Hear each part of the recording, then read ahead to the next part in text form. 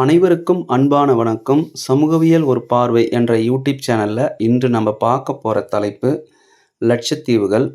குறிப்பாக லட்சத்தீவுகள் இந்தியாவின் யூனியன் பிரதேசங்களில் ஒன்றாக திகழ்கிறது.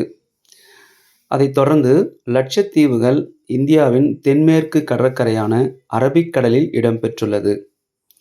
லட்சத்தீவு என்பதன் பொருள் மலையாளம் மற்றும் சமஸ்கிருத மொழியில் 100,000 தீவுகள் என்பது பொருள்படும். 100,000 தீவுகள் என்பதே லட்சத்தீவுகள் என்று அழைக்கப்பட்டது. அதைத் தொடர்ந்து லட்சத்தீவானது மொத்தம் 36 தீவுகள் காணப்படுகின்றன. அவற்றில் 10 தீவுகளில் மட்டுமே மக்கள் வசிக்கின்றனர்.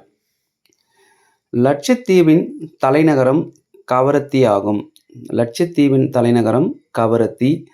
லட்சத்தீவுகள் மொத்தம் பரப்பளவு 32 சதுர கிலோமீட்டர் ஆகும்.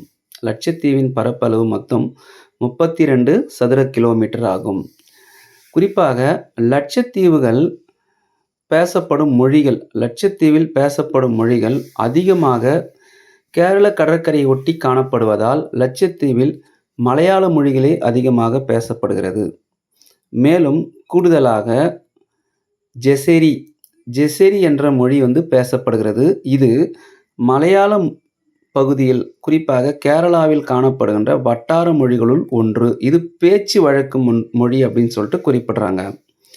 அதைத் தொடர்ந்து திவேகி என்ற மொழியும் பேசப்படுகிறது. குறிப்பாக திவேகி என்ற மொழியானது மினிக்காய் தீவுகளில் மிக அதிகமாக பேசப்படுகிறது. இதை தவிர அந்தமான் தீவுகள்லையும் இந்த திவேகி என்ற மொழியானது பேசப்படுகிறது அப்படின்னு சொல்லிட்டு குறிப்பிடுறாங்க. லட்சத்தீவானது குறிப்பாக கேரளாவின் கலாச்சாரமே லட்சத்தீவுகளிலும் பின்பற்றப்படுகிறது அப்படின்னு சொல்லிட்டு குறிப்பிடுறாங்க.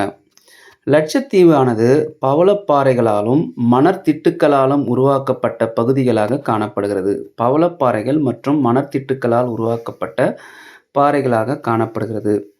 லட்சத்தீவானது சிறந்த ஒரு சுற்றுலா தலமாக காணப்படுகிறது. குறிப்பாக அங்கு காணப்படும் இயற்கையாக காணப்படுகின்ற கடற்கரைகள் சிறந்த ஒரு சுற்றுலா தலங்களாக அமைந்துள்ளது என்பதை குறிப்பாக பிபிசி என்ற நியூஸ் சேனலானது சிறந்த ஒரு சுற்றுலா தலமாக லட்சத்தீவை குறிப்பிட்டுள்ளது.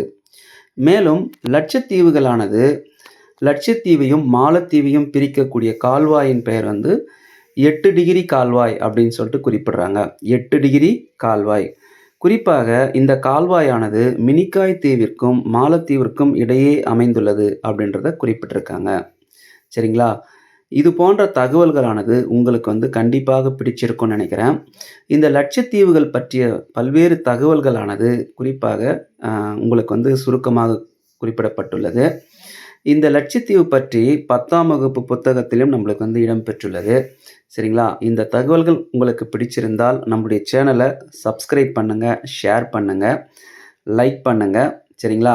கண்டிப்பாக உங்களுக்கு பிடிச்சிருக்கும்னு நினைக்கிறேன். லட்சத்தீவு பற்றிய தகவல்கள் கண்டிப்பாக இதுவே ஓரளவுக்கு தெரிந்து கொள்ளக்கூடிய ஒரு தகவல்கள் அப்படின்றத நம்ம இங்கே பார்க்குறோம். சரிங்களா? மீண்டும் ஒரு நல்ல செய்தியோட அடுத்த வீடியோவில் உங்களை பார்க்கலாம். சரிங்களா? நம்முடைய சேனலை சப்ஸ்கிரைப் பண்ண மறந்துடாதீங்க. தகவல்கள் ஏதாவது வேண்டுமென்றால் கமெண்ட் பண்ணுங்கள். நன்றி. மேலும் லட்சத்தீவில் அலுவலக மொழியாக பின்பற்றக்கூடியது ஆங்கிலம் அப்படின்றத நம்ம இங்கே தெரிஞ்சுக்கிறோம். இது ஒரு சின்ன தகவல். மறுபடியும் சொல்கிறேன். லட்சத்தீவையோட அலுவலக மொழி ஆங்கிலம் அப்படின்றத நம்ம தெரிஞ்சுக்கிறோம். சரிங்களா? மலையாளம், திவேகி, ஜெசெரி மற்றும் ஆங்கிலம் அங்கே பின்பற்றக்கூடிய மொழிகள் அப்படின்றத தெரிஞ்சுக்கலாம். நன்றி. சப்ஸ்கிரைப் பண்ண